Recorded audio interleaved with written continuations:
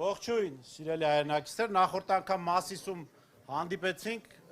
ես ընդհանրապես Նիկոլ Փաշինյանին բնորոշելու համար որոշել եմ օգտագործել միայն իր աջակիցների խոսքերը, իմ կողմից որևէ վիրավորանք, պիտակավորում չի լինի։ Անցյալ անգամ արձանագրեցինք, որ այդ մարդը հարիվ է։ Այդ հարիվ արձանագրումից հետո գտա մի տեսանյութ, որտեղ ասին նաև հայվան է ինքը։ Անկեղծ եմ ասում, որևէ չափազանցություն չկա։ Այսօր Երևան քաղաքում Նիկոլ Փաշինյանին հանդիպեց իր աջակիցը, ասում է, արա մի քիչ ուժեղ եղի, էլի, արա։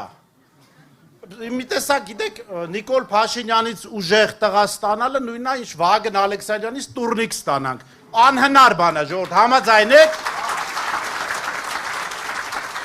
Այս ընտրական պայքարին կա ուժեղ թեկնածու, ուժեղ առաջնորդ, եւ այդ առաջնորդը նստած է այստեղ ու Ռոբերտ Քոչարյանն է։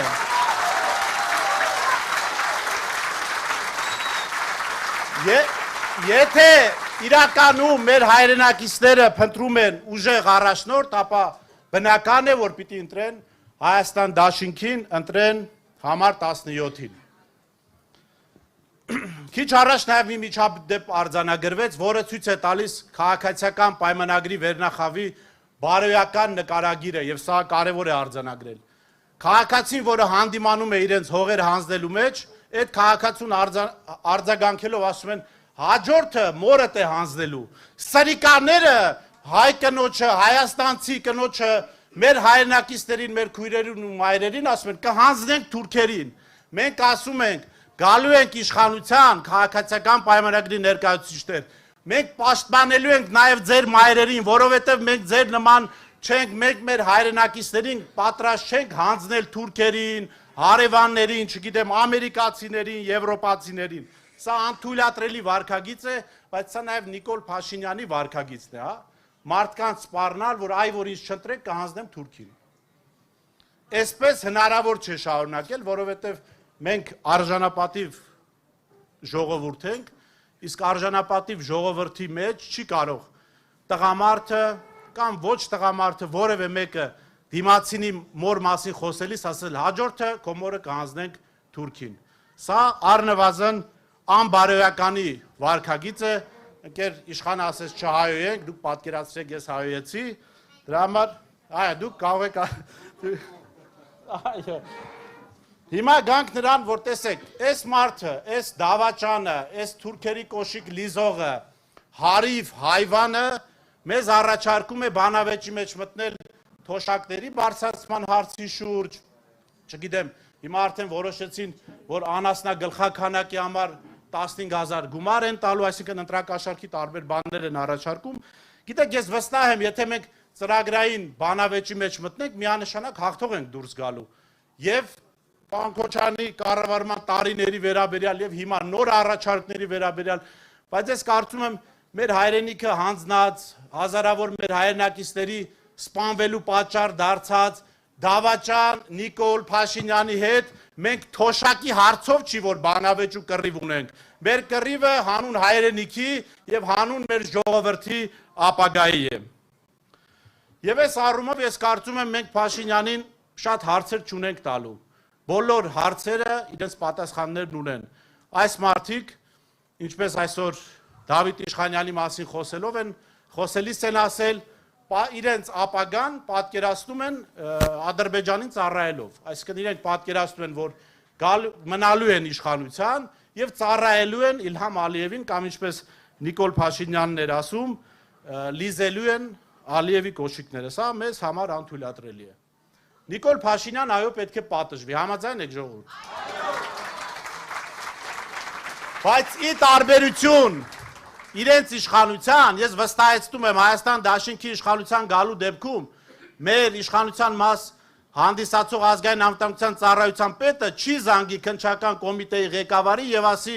ուզես չուզես Նիկոլ Փաշինյանին պիտի կալանք տաս։ Ապօրինություն չի լինելու, մենք օրինականության շրջանակում ենք պատժելու այս դավաճաններին։ Ճիշտ է, Փաշինյանը կենտրոնից մի քիչ շատ հեռու չի լինի, Նալբանդյան փողոցի վրա մի շենք կա, այդտեղ նկուղում կհայտնվի, բայց ես խոստանում եմ, ես կարծում եմ դաշինքի անունից իրավունք ունեմ խոստանալու, որ դա լինելու է օրինականության շրջանակում։ Այո, չի կարող դավաճան Նիկոլ Փաշինյանը չպատժվել։